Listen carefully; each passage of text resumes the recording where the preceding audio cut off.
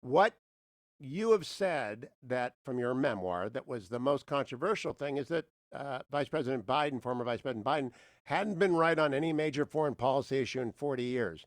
Do you worry about a Biden administration and that fundamental inability to grasp great power competition infecting that West Wing?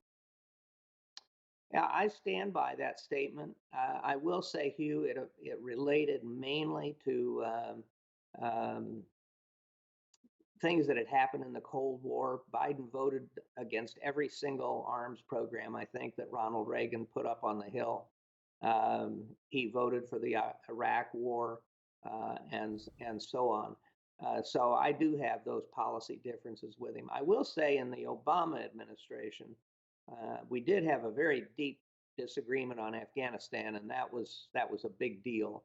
But on issues like intervening in Libya and dumping Mubarak in Egypt, he and I actually were on the same side on those issues. So and the other thing I write about in the book that hasn't gotten much attention is that I also think that the vice president had some issues with the military, and I wrote in Duty about how he would Yes. warn the president that he was being boxed in, that the military was trying to take away his options, and so on, and he'd kind of rail at the generals, and that bothered me some. So, I there are puts and takes with any presidential candidate.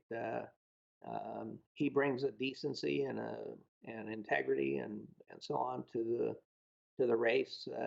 But I did have these issues with him.